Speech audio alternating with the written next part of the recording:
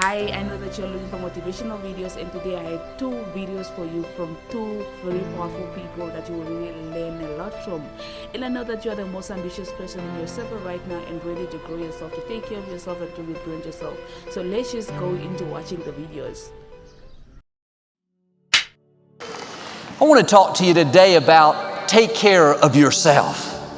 It's easy to get so caught up meeting other people's needs and measuring up to their expectations that we put ourselves on the back burner.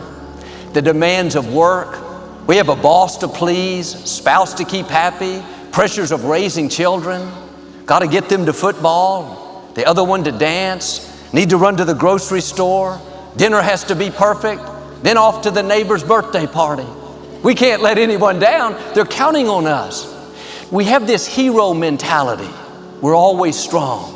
We're always the one that comes through, that cheers them up, fixes the problem, that stays late. We're doing all these good things, keeping everyone around us happy. The problem is we can become depleted, drained, worn out. We're making sure everyone else is a priority. You need to make yourself a priority. Your first mission is to keep yourself healthy. It's not selfish to take time for you. You need time to get refreshed, to be re-energized. You shouldn't be so busy you don't have time to be alone, time to laugh, time to exercise. You need recreation. You need these things that help you stay in balance. See, when people are making a lot of withdrawals, you have to make sure you're putting in a lot of deposits. If you're giving all the time and never filling back up, you're going to be depleted. You're good to others. Why don't you be good to you? You're kind to others. Be kind to you. Be generous to you. Be loving to you. Don't live with that hero mentality. Got to be strong. Got to be at every event. Got to be super mom. Outperform. Overachieve. I can't say no. What will they say? People will take as much as you give them. They'll let you work 24 hours a day if you will. When you're run down, emotionally drained, physically worn out, that's not just doing you a disservice, it's doing your family and those around you a disservice.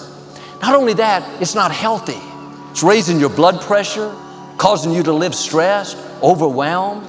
Nobody can make this change except you.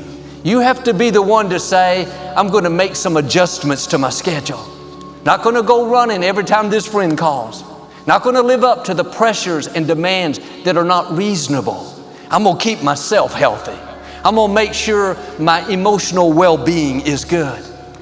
And if you don't learn to say no to some things, then nothing will change. Because the people that are counting on you to perform, to always be there, they're not going to say, why don't you take a break? Why don't you spend the evening doing whatever you want? I'll cover for you. No, you have them trained. They're expecting you to be there for them. The moment you aren't, they'll say, what's going on? Where are you, Superman? Tell them Superman went to the phone booth and turned back into Clark Kent. Superman was tired. Superman needed rest. Superman had to get back in balance. They may not like it, but your health, your emotional well-being is more important than keeping everyone happy. When you make these adjustments, don't be surprised if you feel guilty. I should be helping. I should be at my neighbor's. I should be working late. Don't be guilted into doing things that are keeping you out of balance. There's nothing wrong with taking time for you. When you're tired, you need rest. When you're drained, you need to be replenished. Now, I'm not saying don't work hard. I'm all for working, achieving, being responsible. What I'm saying is stay in balance. The truth is, you don't have anything to give that you don't have. So you have to keep your own self full. That's your job. You know, one of my daughters is here today from Oprah Winfrey Leadership Academy. Stand up today so everybody can see you.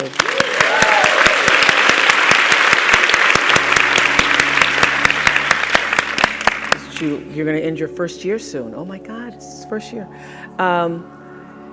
I say to my girls all of the time that your real work is to figure out where your power base is and to work on the alignment of your personality, your gifts that you have to give, with the real reason why you're here. That's the number one thing you have to do, is to work on yourself and to fill yourself up and keep your cup full. Keep yourself full. Now, I used to be afraid of that. I used to be afraid, particularly from people who say, oh, she's so full of herself. She's so full of herself. And now I embrace it. I consider it a compliment that I am full of myself. Because you only when you're full, I'm full, I'm overflowing, my cup runneth over. I have so much to offer and so much to give. And I am not afraid of honoring myself. You know, it's miraculous when you think about it. First of all, for me, my father and mother never married. They had sex one time underneath an oak tree because she was wearing a poodle skirt in 1953. And my dad, to this day, says, I want to know what's under that skirt. That's what I want to know.